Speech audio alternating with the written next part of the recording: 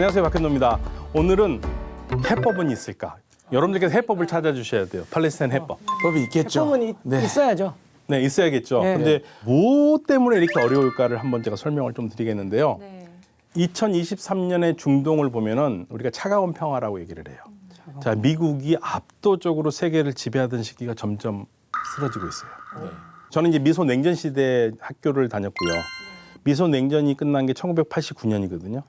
1989년에 독일의 베를린 장벽이 무너지면서 미국이 이끄는 자본주의가 소련이 이끄는 공산주의에게 승리를 한 겁니다.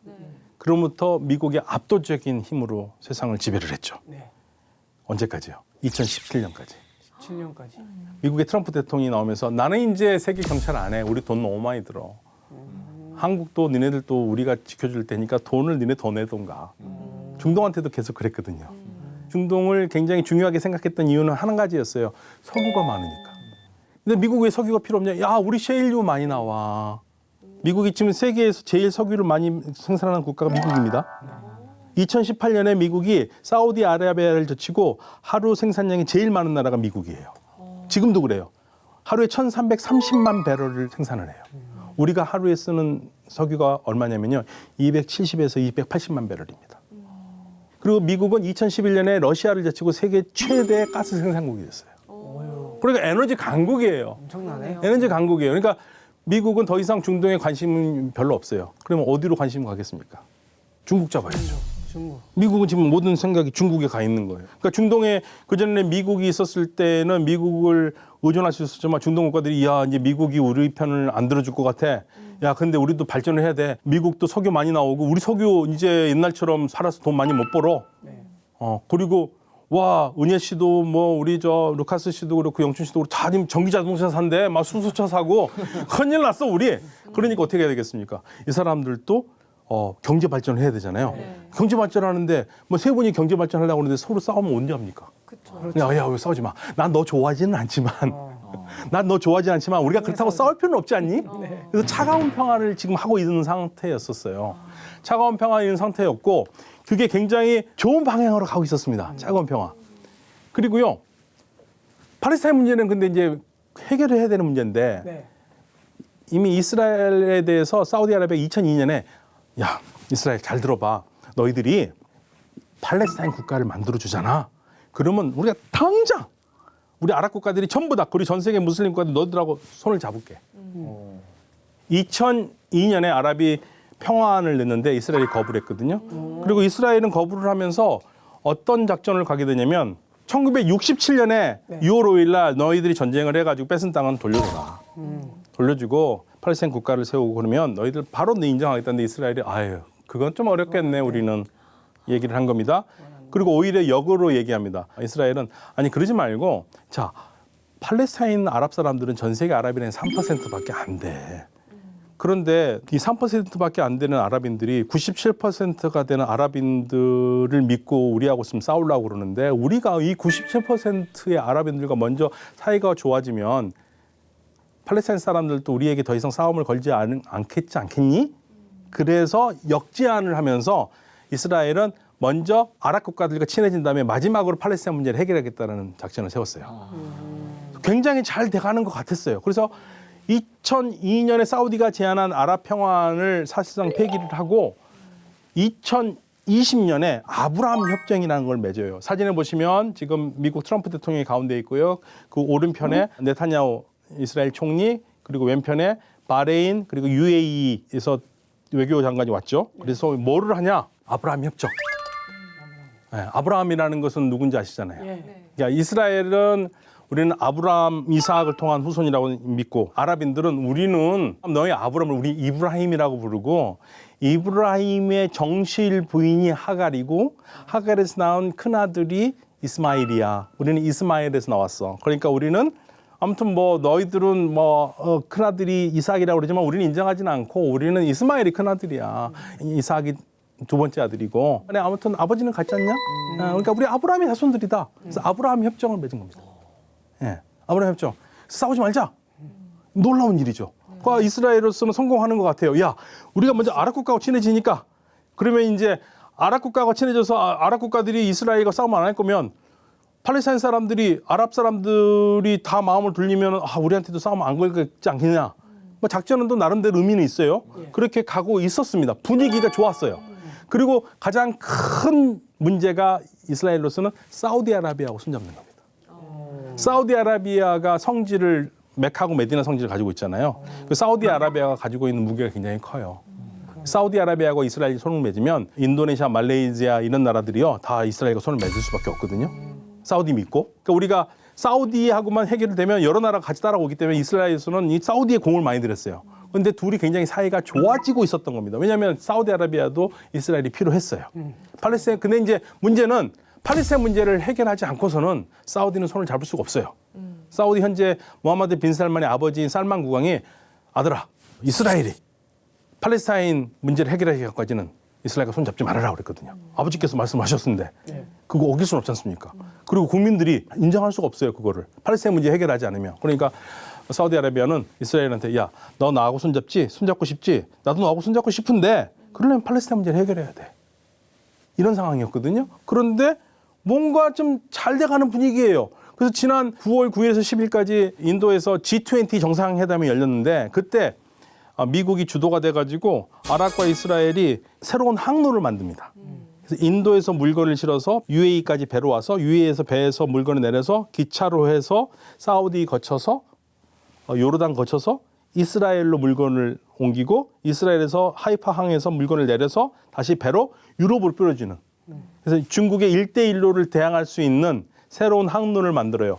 자, 이러한 경제 회랑을 만든다면 이 관계된 나라들은 다 친하다는 얘기잖아요. 친하지 않고서는 갈 수가 없잖아요. 맞아요. 그러니까 굉장히 좋아진 상태입니다. 이게 물건만 가는 게 아니라 인적 교류도 되고 통신 시설 이런 게 다 같이 가는 거니까 공동의 번영인 거예요. 행복하죠. 뭔가 지금 막 돌파구가 열립니다. 그리고 9월 20일쯤에는 사우디아라비아의 모하마드 빈 살만 왕세자가 우리는 더 할 나위 없이 지금 이스라엘과 친해지고 있다 얘기를 했어요. 9월 22일 날 네타냐후 총리가 유엔 총회에서 더 많은 아랍 국가 평화를 이루면 이스라엘과 팔레스타인의 평화가 더욱더 실현 가능하다. 그러면서 자 봐라 이제 이 1948년 이스라엘이 이렇게 시작했는데 그런데 지도를 자세히 보시면 지도에 팔레스타인이 없어요. 전체를 다 이스라엘로 얘기를 해버린 겁니다. 이 사진을 보는 순간 이건 뭐지? 사람들이 일단 이제 막 아랍에서 반발이 나오기 시작하죠. 예. 그런데 왜 뭐가 문제가 되느냐? 주변에서는 이란이 굉장히 영향력이 크거든요. 그러니까 제가 말씀드린 79년부터 이란이 혁명이 나면서 팔레스타인 문제를 이슬람 문제로 좀 바꿔가는데 이란의 혁명의 구호는 억압받는 자를 해방시키는 겁니다. 그래서 79년 혁명은 그전까지 왕정에서 억압받는 이란 사람들을 해방시키는 거였어요. 이 혁명의 구호가 또 어디에 적용되느냐. 우리는 이제 해결해야 되는데 보니까 세계는 아직까지 억압받는 사람들이 많다. 근데 특히 팔레스타인 봐라. 얼마나 억압받니. 얘를 해방시켜야 된다.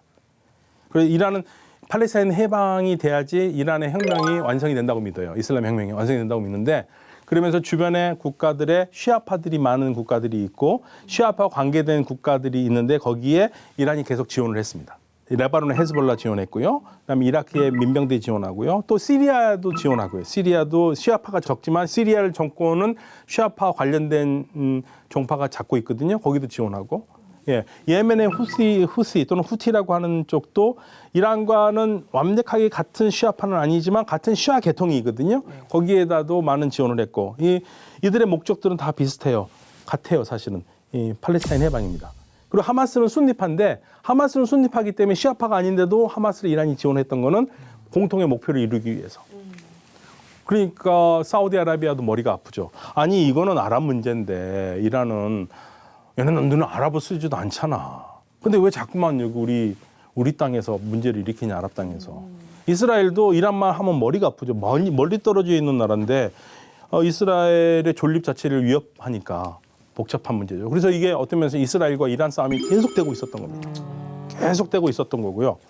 그런 상황에서 이제는 하마스가 전쟁을 일으켰고 그래서 처음에 하마스가 전쟁을 딱 했을 때 10월 7일 날 전부 다 어떻게 생각했냐면요. 하마스가 분명히 이렇게 공격을 하면 엄청나게 폭격을 당할 걸 알 텐데 얘네들이 혼자 그걸 했을까? 누가 꼈다. 이란이 있겠지 그랬을 생각했어요. 예, 그래서 미국도 전부 다 이란이 있을 거라는 신증은 많이 가는데 물증이 없는 거예요. 심증은 가는데 물증이 없다. 근데 이란은 아니야. 우리는 하마스가 공격해서 성공한 건 너무 기뻐. 그런데 우리가 뒤에서 한 건 아니야. 이렇게 얘기를 하고 있었던 거고. 이제 어떤 게 맞는지는 이제 나중에 더 시간이 지나면 나오겠지만요.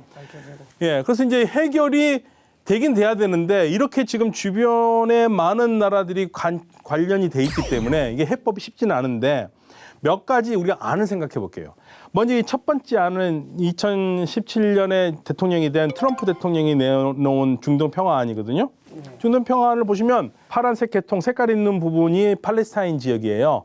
여기가 가자하고 웨스트뱅크 즉 요르단강 서안에 연결돼 있지 않은데 거기를 터널을 뚫어가지고 연결을 시키고 이렇게 독립을 시켜보는 게 어떻겠냐라고 제안을 했었지만 이건 받아들이지 않았고요.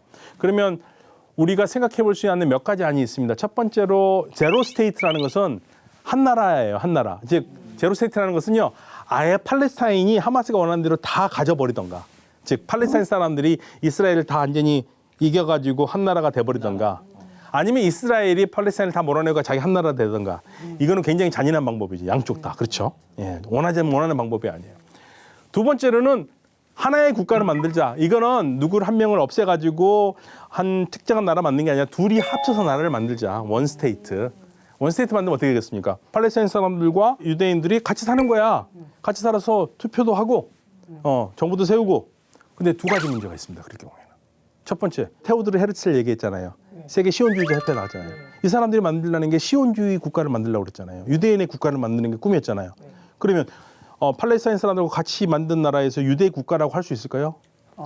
안 되죠. 아랍 사람들과 같이 살아야 되잖아요. 그렇죠? 그러니까 유대 국가를 세울 수가 없어요. 그러니까 이거는 일단은 유대 국가를 원하는 이스라엘로서는 이거는 말도 안 되는 소리예요. 두 번째로는 자 민주주의적인 국가로 가가지고 투표를 하자고 그러잖아요. 그럼 지금은 숫자가 비슷하거든요. 아랍인과 유대인들이. 그런데 우리가 전체적으로 아랍인들이 훨씬 출생률이 높아요. 시간이 지나면 당연히 투표를 하면 이길 수밖에 없어요. 근데 우리가 왜 질 게임을 왜 해? 그렇기 때문에 이 원스테이트는 어렵습니다. 그러면 이제 두 번째는 투스테이트 솔루션이에요. 두 국가 해법인데 두 국가 해법은 이렇게 생각하시면 돼요. 트럼프 대통령이 내놨던 것처럼 팔레스타인의 요르단강 서안과 그다음에 가자 지구 있잖아요. 이 두 개를 합쳐서 팔레스타인 국가를 만들고 그리고 나머지는 이스라엘. 국경은 어떻게 하느냐? 국제사회는 1967년 6월 4일 국경으로 돌아가자. 그러니까 이스라엘이 점령하고 있는 가자와 팔레스타인을 이스라엘이 포기를 하고 두 나라를 만들면 된다. 문제는 예루살렘 어떻게 할 거냐? 제일 중요한 거. 예. 아랍인들도 우리의 수도는 예루살렘이라고 얘기를 하고 이스라엘 우리의 영원한 수도는 예루살렘이었는데 이거 어떻게 해야 되느냐? 그러니까 이제 로마 바티칸 같은 경우에는요. 프란치스코 교황이 예루살렘은 특별한 지위를 부여해서 이건 누구에게 속하지 않는 뭐 현대도 사실은 그렇긴 하지만 그렇게 해서 두 국가를 만드는 게 어떻겠냐 얘기를 하고 있고 모든 나라들은 지금 두 국가를 얘기를 해요. 그런데 이제 이게 가능하냐 안 하냐는 또 다른 문제예요. 이론적으로는 맞아요. 이론적으로는 맞는데 이게 쉽지 않은 문제고요. 가자 지역에 있는 하마스가 그동안 여기에 굉장히 털을 닦아놨었는데 요르단강 서안 지역에 있는 자치정부가 가자에 있는 팔레스타인 사람들의 인기가 있겠느냐 이거죠. 그러니까 가자하고 팔레스타인, 요르단강 서안이 한 나라로 묶일 수 있을 가능성이 있겠네요. 오히려 떨어지는 거 아니냐. 그렇죠. 팔레스타인이 두 국가가 되는 게 아니냐 이런 걱정들도 있습니다. 지금도 문제가 가자를 누가 관리를 해야 되느냐 이거 가지고 이스라엘이 굉장히 고민하고 이스라엘은요 이집트가 해주길 바래요. 근데 이집트는 싫어해요. 팔레스타인 자치정부가 하기를 많은 나라들은 원하는데 이스라엘은 그걸 별로 안 좋아하고 이 어려운 문제가 있습니다. 또 다른 해결책은 세 국가. 그러니까 지금의 가자 지역은 이집트가 가져가고 아니면 가자 지역에 있는 사람들이 이집트로 다 가고 요르단강 서안 지역은 그냥 요르단이 가져버리면 그러면 팔레스타인 국가는 없어지고 이스라엘, 이집트, 요르단 세 개가 있겠죠. 많은 분들이 그런 얘기해요.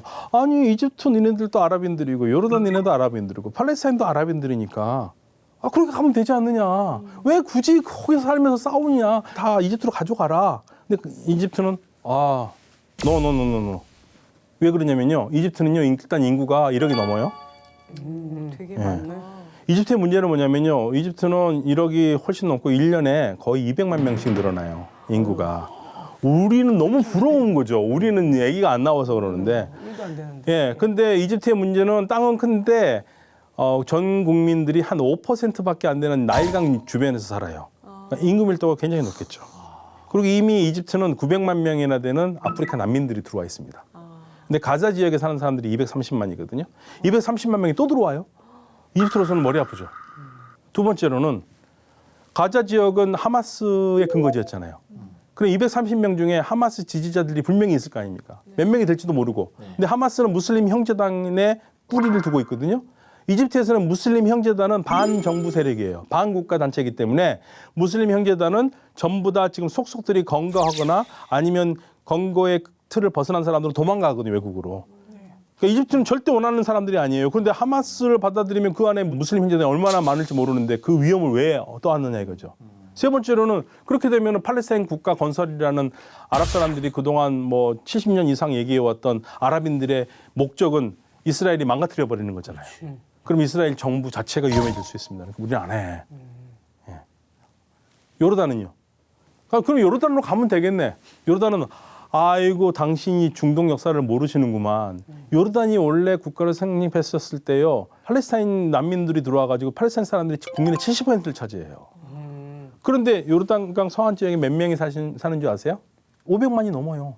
550만 명이 살아요. 근데 그 사람들이 요르단하고 합쳐지면 1970년에 팔레스타인 해방기구가 요르단 왕정과 전쟁을 벌였어요.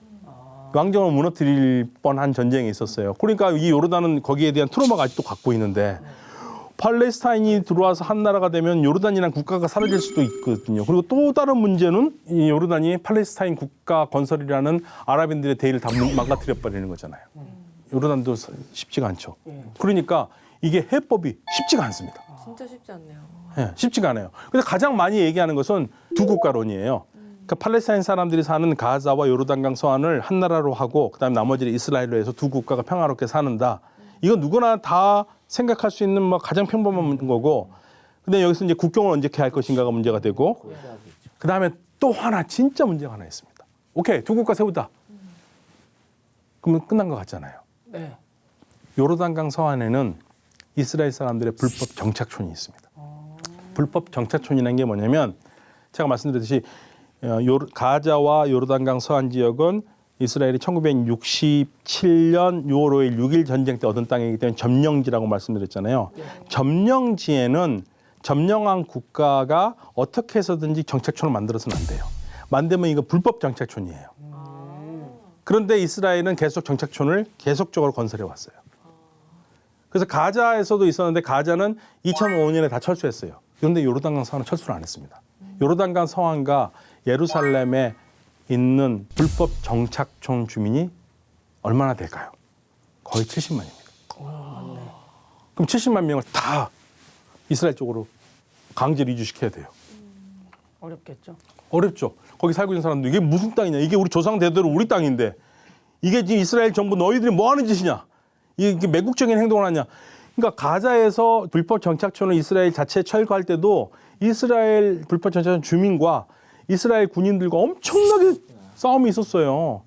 막 울고 난리가 났었어요. 막 강제로 끌어내고 그러면서 너희들이 우리 이스라엘 군이냐 막 했었는데 여기 70만이에요. 어떻게 그게 해결이 됩니까? 그러니까 이게 또 다른 문제인 거예요. 그러니까 이렇게 한 나라로 멋있게 국경을 그리기 어려워요. 그러네. 정착촌 때문에. 그리기 어렵다. 해결하기 전에는. 그래서 이게 문제가 쉽지가 않은 상황이고요. 그래도 어떻게 해서든지 평화가 와야지 우리 한국에 있는 기독자분들도 성지순례 가고 싶을 텐데. 네, 성지순례를 가고 싶죠. 그런데 지금 여기 해결되기 전에는 가기 어렵죠. 그래서 이게 전 세계 평화를 위해서라도 전 세계 10명 중에 5명이나 되는 그리스도인들과 무슬림, 이 기독자들과 무슬림들이 예루살렘을 평화롭게 드나들 수 있으려면 이 문제가 해결이 돼야겠죠. 그래서 국제사회가 지금 관심을 가지고 이번만큼은 해결을 해야 됩니다. 이런 식으로 기회가 열린 게 좀 슬프긴 해요. 전쟁 때문에 열린 거는. 근데 이제 해결을 못하면은 또 똑같은 문제가 생겨요. 이스라엘이 하마스를 다 없앤다고 그러는데 사람은 없앨 수 있지만 생각은 없앨 수가 없습니다. 그러면 지금 하마스 생각을 가지고 있는 사람들은 당장은 없어질지 모르지만 다시 하마스 생각이 또 나와요. 그렇기 때문에 해법을 찾아야 될 그러한 시점이고 이걸 해법을 못 찾으면 저는 최악의 경우에는 전 세계적으로 테러가 발생할 가능성이 커요. 팔레스타인 문제로. 예. 그래서 이거는 전 세계 평화를 위해서라도 빨리 해결해야 될 문제입니다. 아찔하네요. 네. 혹시 질문이 있으십니까?